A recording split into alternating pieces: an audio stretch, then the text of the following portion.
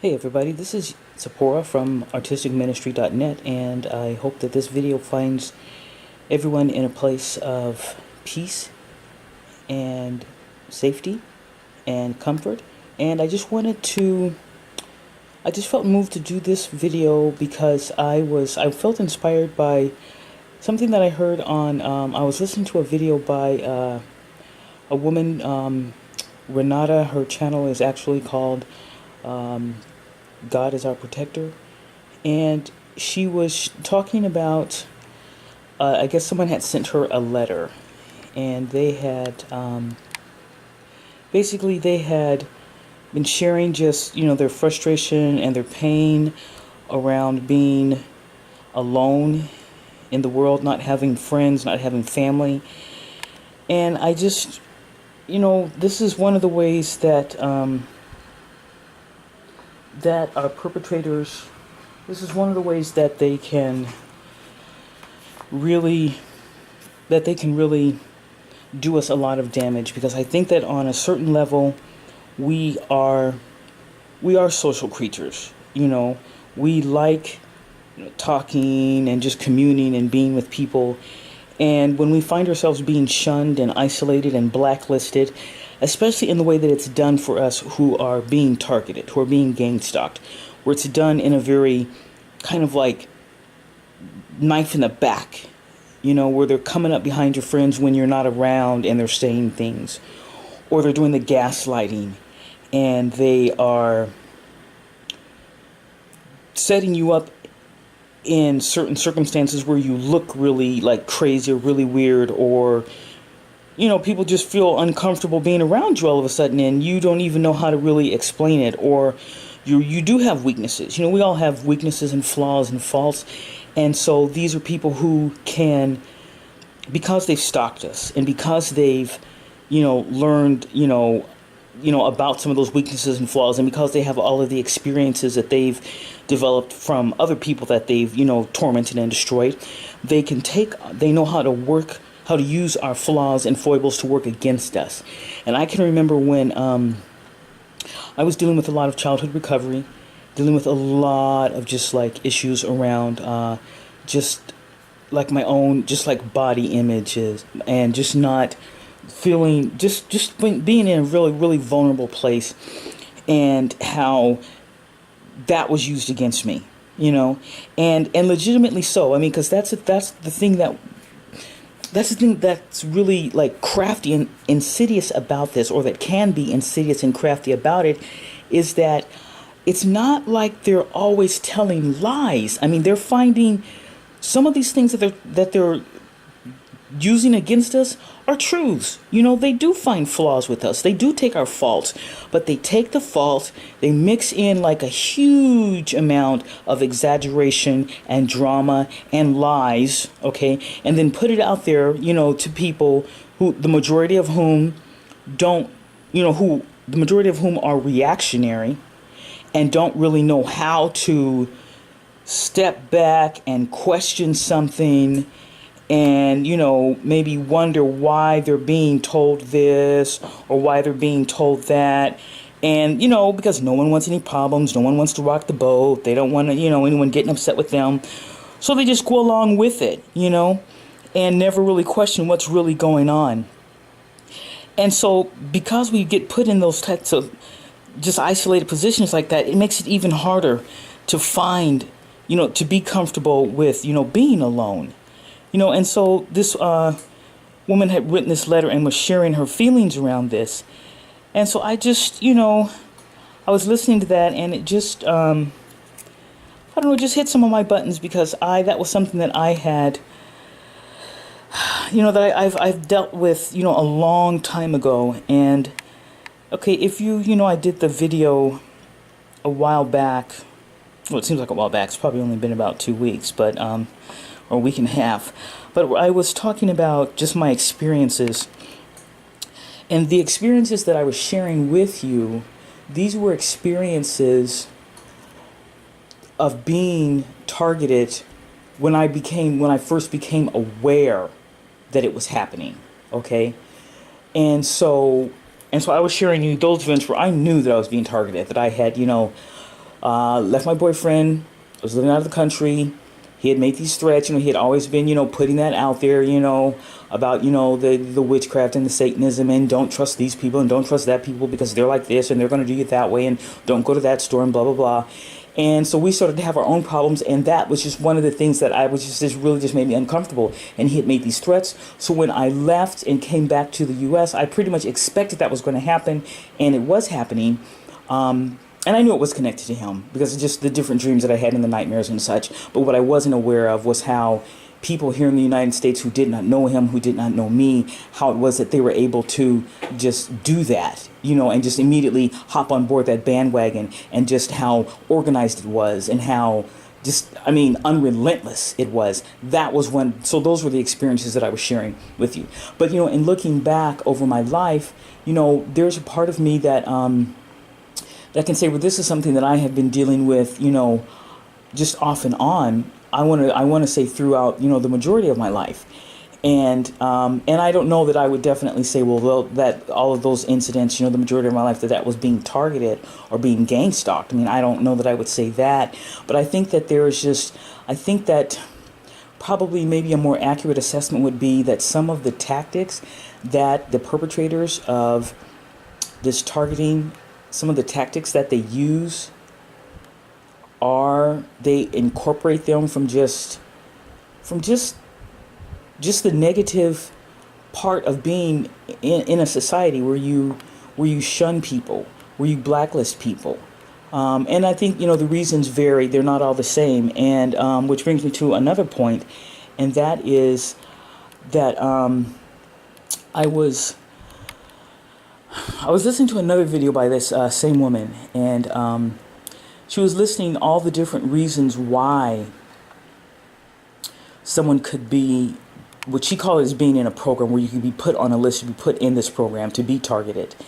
And she listed, some people who's maybe they come from a family that's where they were the family, military family, or maybe they were in the military. Because of religion, she was mentioning certain religions. And it's interesting, one of the religions she mentioned was one of them that I had been involved with for a while. It was the Mormon Church, the Church of Jesus Christ of Latter-day Saints.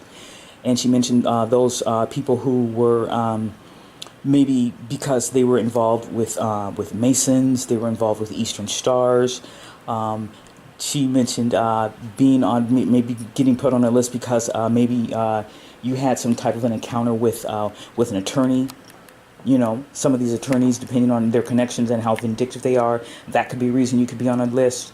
You could be on a list because just with siblings, maybe you're arguing with someone over, going through some type of a legal contest around, or legal battle around, land or an inheritance. And one of the ways that they can, get you to get out of that, to get your name off, out of, how can I say this, so that you're no longer a contender for that, is to start targeting you and, basically drive you crazy, get you in a mental institution, sign away your rights to that inheritance or something.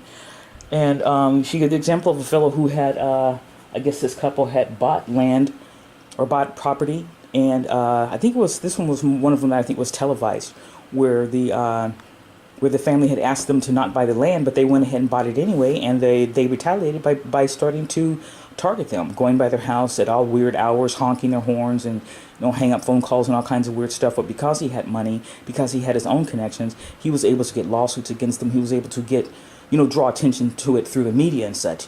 But so I was just wondering about that. And I just, looked at my own family, and I think, I can't remember if she mentioned this or not, but I think some of it might be intergenerational. Because I just look at my own family and the way, my immediate family, meaning, my mother, and how she was treated, by her siblings.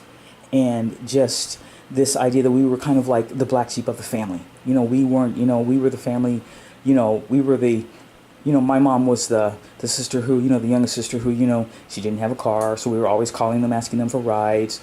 She would always be, maybe have problems with her money. She was a, which we call a functioning alcoholic, but there were times when, money came up short for the rent. She was, that one. And so we were, her children, so a lot of, my cousins and stuff, looked at us, they kind of, hey, man, we were not, the cool ones. Let me just put it that way. And so, but as a result of that,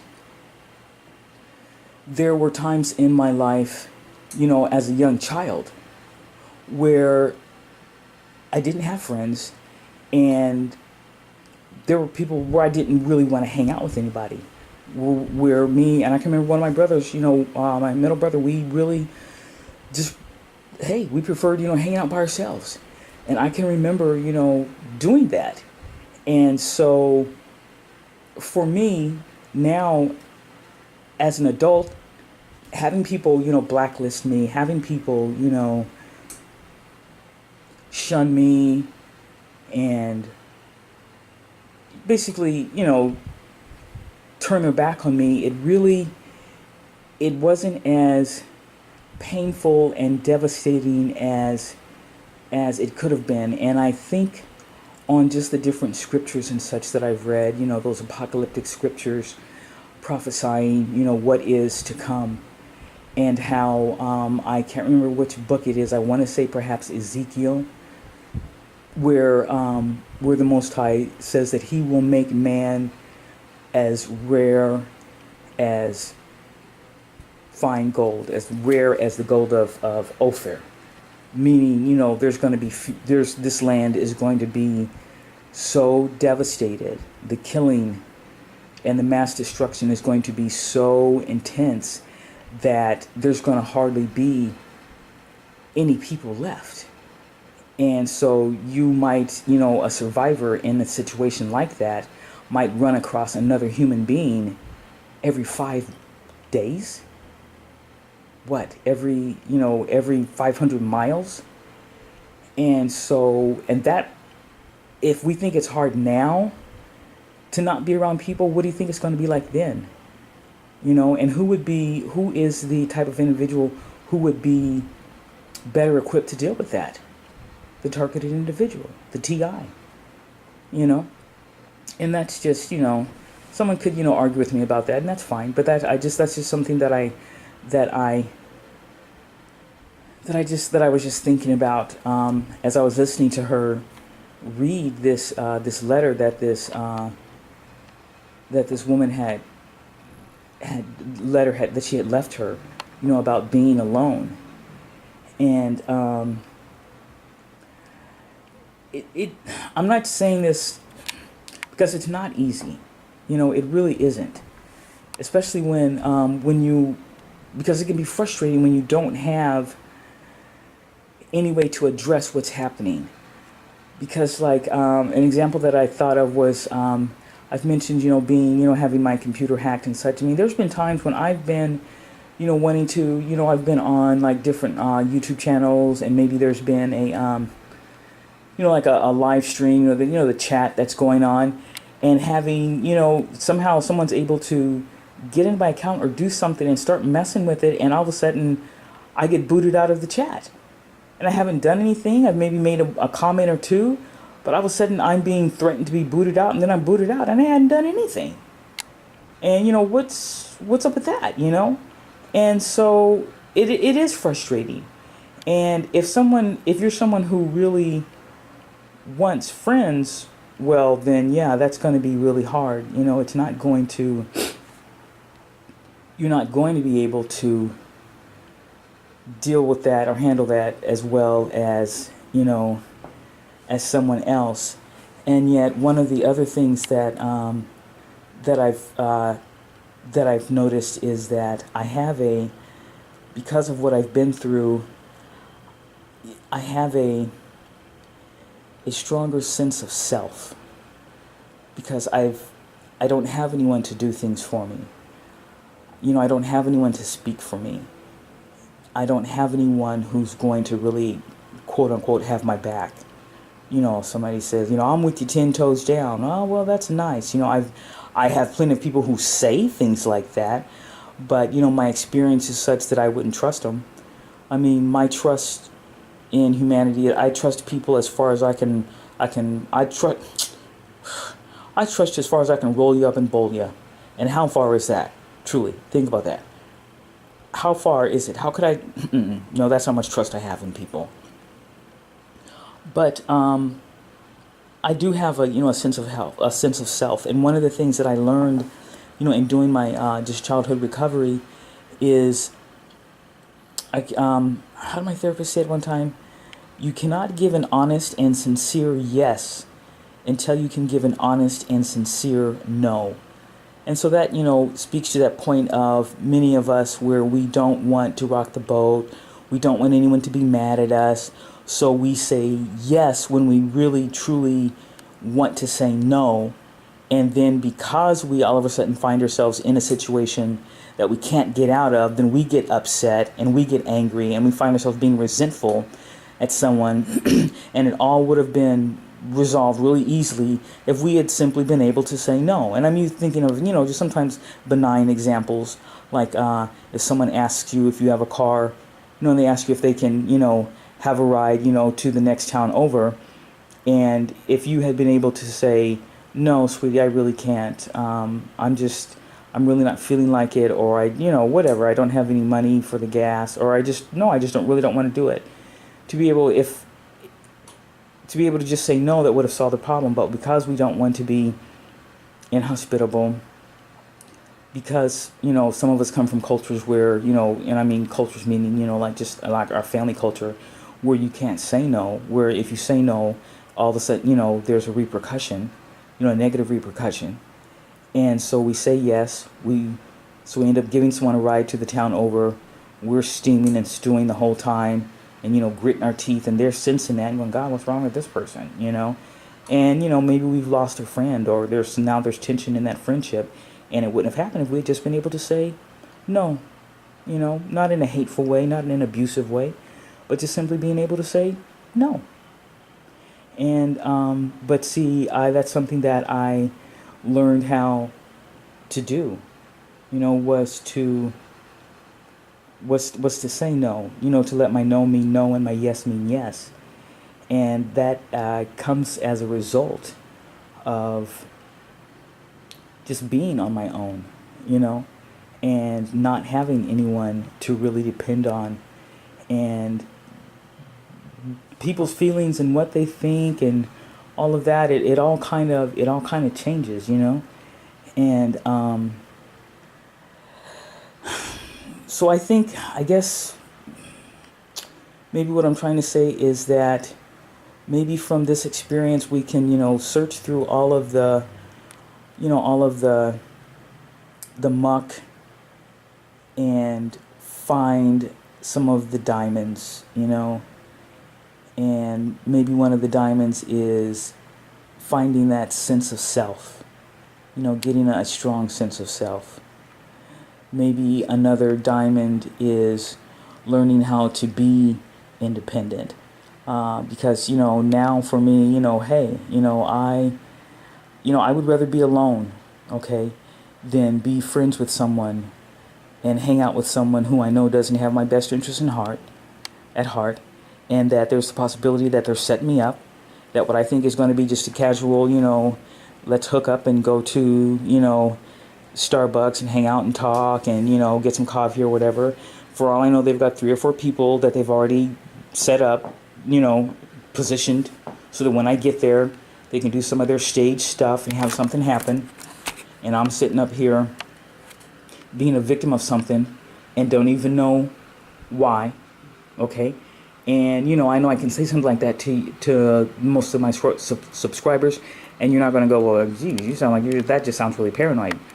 I know that you're not going to think that because some of you have had that happen to you, and I know I have. So I'm at a place now, I'll go to the movie by myself. I'll go hang out at Starbucks by myself rather than hang out with you, knowing that you could possibly set me up for something to have happen to me. I don't think so. I'd rather be alone. And that's just, where I'm at with that. And I just look at, my one of my heroes, my ultimate hero, is this fellow right here. Just zoom in on it right there, so we can end right where we began. This right here is a picture of a man who is more than likely a more accurate description or depiction of our Messiah than the one that we are most commonly, that we are more used to, more familiar with. This fellow right here. And I just I recently did a fast, and part of the fast I read a book a day. So I read the book of Mark, Luke, and John, and I noticed how many instances how he would retire to the Mount of Olives, or he would retire to a desert place, or he would just, be away from people. And it was many times it was because people were seeking to hurt him. They were seeking his life to kill him. And so he stayed away from people. And because of his connection to the Holy Spirit and to the Most High, he would know when to come into Jerusalem, when to come into Capernaum, when to come into Bethany. And I'm thinking of the example as with Lazarus. He knew that Lazarus had died, but he was living away. He had moved away, and so he decided to come in then, and he did. But he is my hero, and he is my example. I love him, and I believe that he was definitely a targeted individual. And he said straight up, if, hey, the world hated me, it will hate you. But I just wanted to share that, and to try to take a weakness and turn it into a strength, that maybe we should count it on joy that we are being shunned and blacklisted, because the majority of the people that we are being kept away from, many of them will more than likely not gain the first resurrection. Many of them will not receive eternal life. And we don't want to be in that number. We want to be in the other number. Yes? Yes. We want eternal life. Okay. Shalom.